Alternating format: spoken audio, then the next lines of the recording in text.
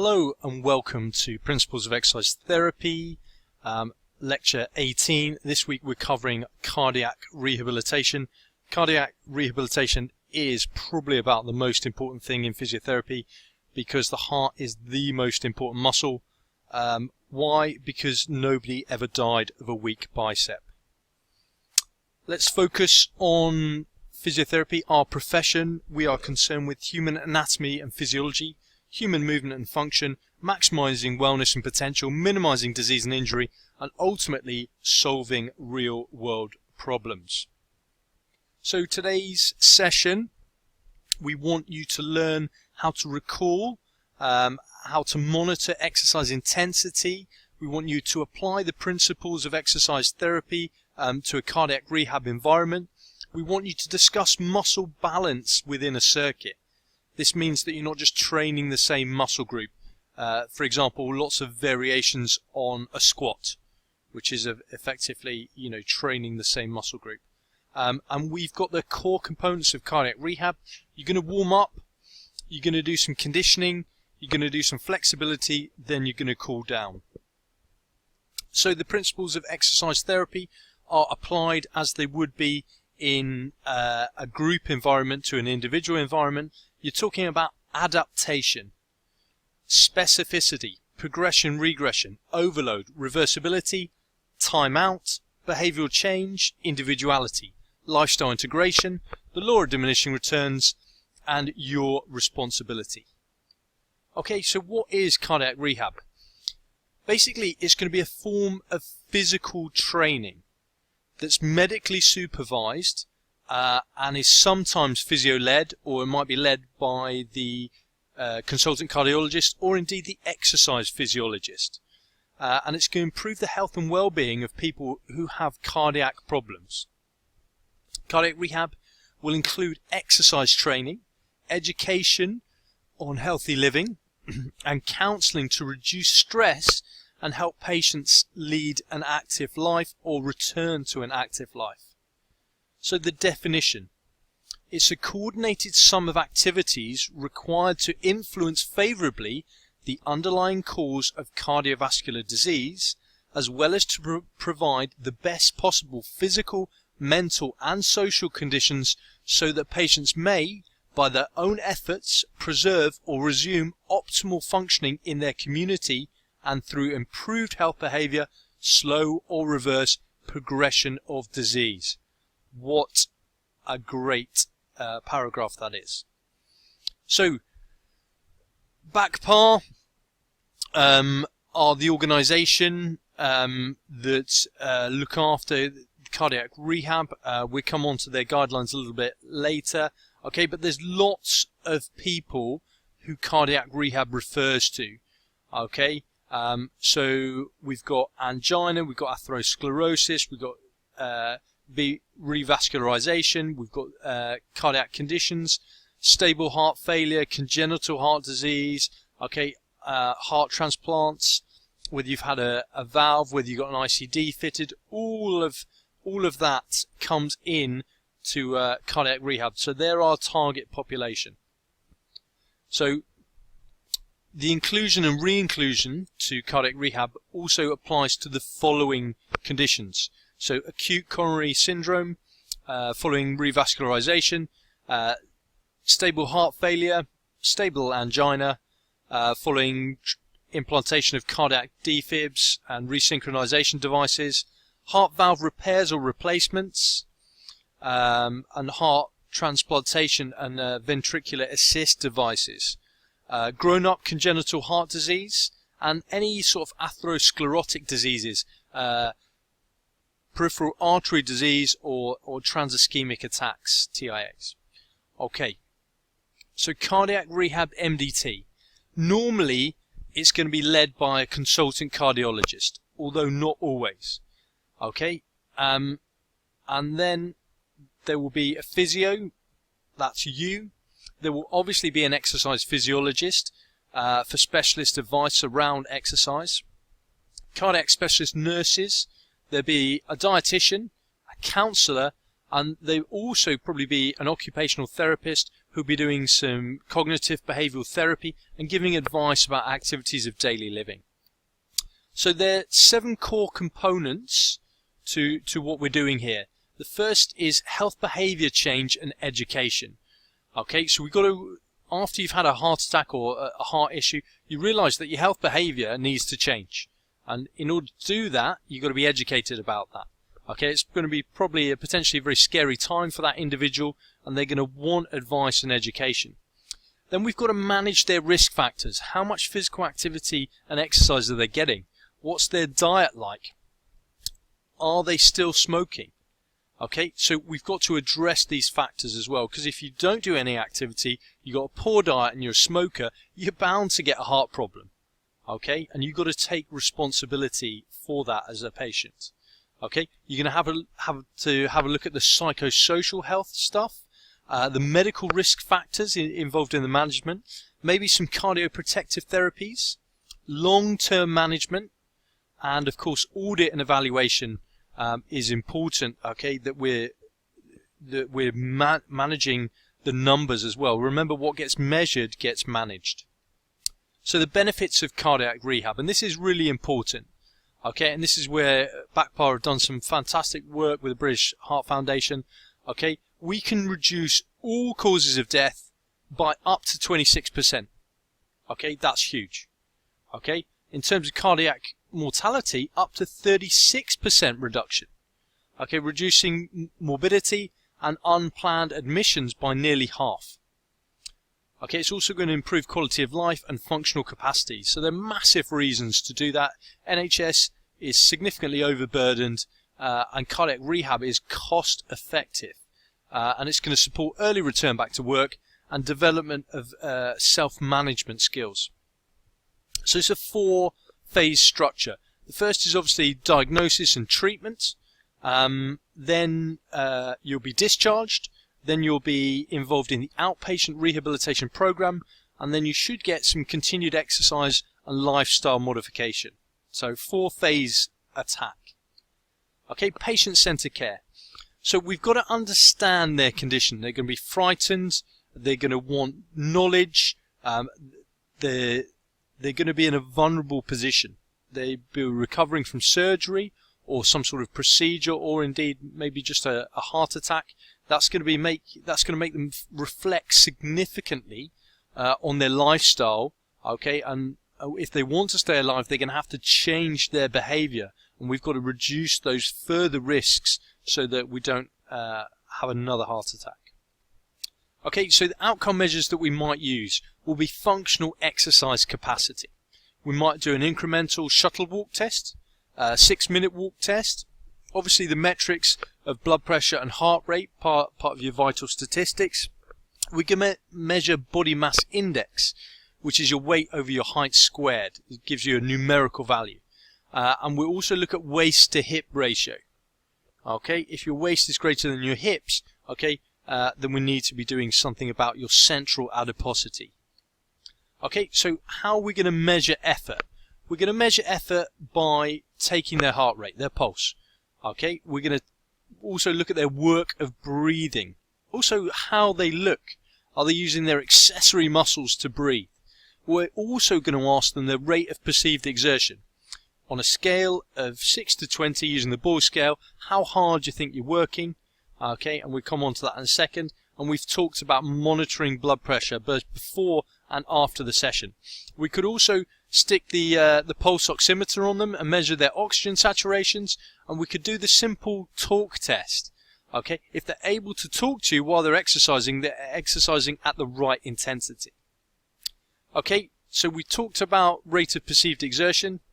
You can have it from 0 to 10 or 6 to 20.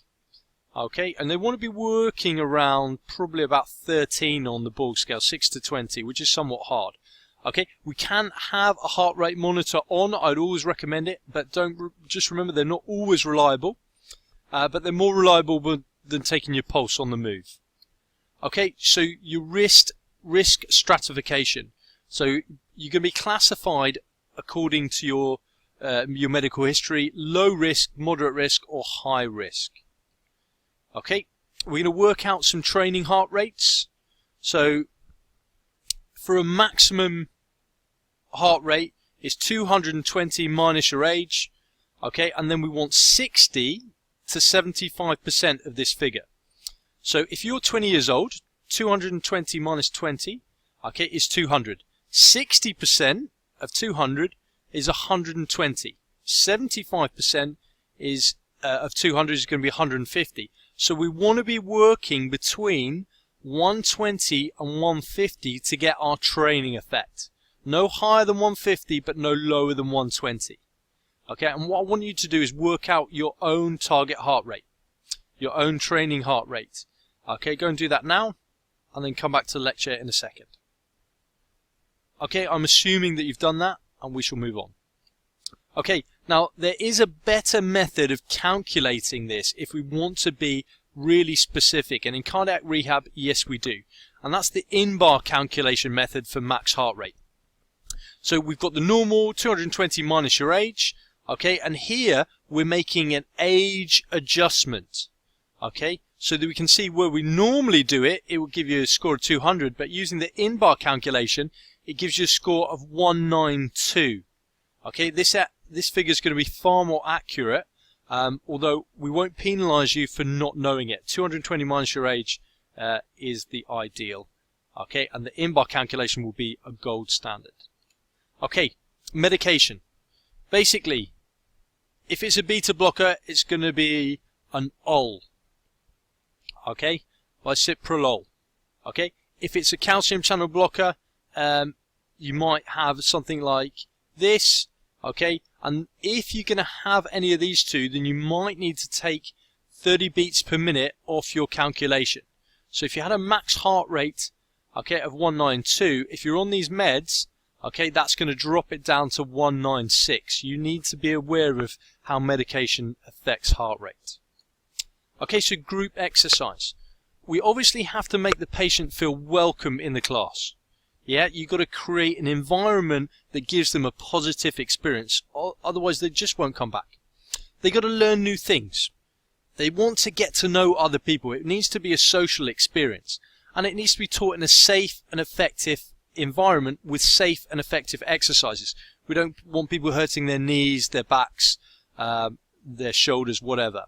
Okay, and they've got to believe that their time, their valuable time, is being well spent, and that's important. Okay, remember that when you're designing an exercise for cardiac rehab, it will probably be in the form of a circuit. So we're just reminding you of the 6 steps of exercise progression. First of all, we're going to isolate and educate a particular muscle group. So it might be just tensing your quads. Can you isolate your quads and just tense them? Okay, and then what you might want to do is add some resistance. Okay, like an ankle weight or something like that as you're doing a leg extension. Okay, and then you want to be adding a functional position into that. So that would be a lunge, a squat, a deadlift, stepping up, anything like that that's functional. Then you want to increase that function by adding some resistance. Okay, and then you want to be working in a compound way with multiple muscle groups working from the core to the extremity. So now we're doing a functional task, which is involving the whole body. And then you can add balance, speed, rotational movement, whatever you like, because you've progressed to that level. So the warm-up, okay, you want to take a minimum of 10 minutes, okay, to get those coronary arteries dilated. That's important. Okay, so 10 minutes of gradually warming up, okay, as a minimum. Okay, remember these are just guidelines, but we'd always follow these guidelines because they're just good ideas. They make sense in terms of your clinical reasoning. Going to increase your body temperature, going to increase your blood redistribution to your working muscles, going to increase your oxygen supply, and synovial fluid is going to be increased in the joints, lubricating those joints. Remember that motion is lotion. Okay, conditioning component. You want about 20 minutes minimum of conditioning. Okay, and that could be continuous or in the form of intervals. You want this moderate intensity, 60 to 70% of your heart rate max. That's important because that's overload enough to get you doing the biz. Okay, so you want to consider muscle balance throughout the circuit to prevent overuse, to prevent certain muscles getting stronger than others, so you're just overusing the same muscle groups, and you want to train in a functional pattern. So if you do a push, you need to do a pull. Okay, if you do a squat, you need to do a deadlift. Okay, try and balance that circuit. Don't just repeat the same exercise. So muscle balance. We talked about working both the agonist and the antagonist. We've got to think about the assister or the stabilizer muscles, and exercises need to be functional. Okay, a bicep curl is not functional. Okay, stepping up and stepping down is. Okay, you can also add resistance according to the patient's level, but just make sure those exercises are functional and we've got some functional carryover to activities of daily living. Okay, the cool down. Cool down's massively important. It's going to prevent arrhythmias, and it's also going to prevent hypotension. Okay, that low blood pressure. What we don't want is blood pooling in the legs because of the reduced venous return. Okay, and thus the decreased cardiac output. This rapid drop, we've just got to be careful with. People have had a great exercise session, okay, and their blood pressure drops, okay, and then they feel unwell, or they might feel lightheaded or blackout.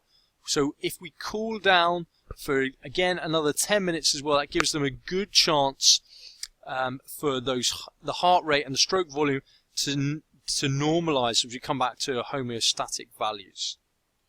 Okay, so safety issues. We've got to think about what equipment is available, what safety issues might be involved. Risk stratification and any sort of pre-screening should always be completed well before the class begins. Your PAR-Q, obviously important. Patient notes are massively important. No one does the session unless you know their medical history and they are fit to exercise. So we're now going to cover some behavioural change in the form of the 5 A's. So we've got to facilitate behavioural change in patients in the context of promoting physical activity and exercise. So we've got to assess what's going on with them, maybe assessing the barriers to exercise. Then we're going to give some advice about what they should do in order to live a healthier life. Then we want them to agree with the fact that that's probably a good idea. Then you're going to assist them to help them reach their goals, and then we're going to arrange the next appointment so that you can follow up and make them take responsibility and accountability for their new behavior. So remember that exercise adherence is not always good. You know, we have the wonder drug exercise, but we just can't get people to do it continuously. So cardiac rehab normally lasts 12 weeks, okay, or it might last 6 weeks where you do 2 sessions a week. Whatever you do, okay, it's going to be normally about 12 sessions of cardiac rehab. And we've got to use all those success strategies to increase adherence to exercise.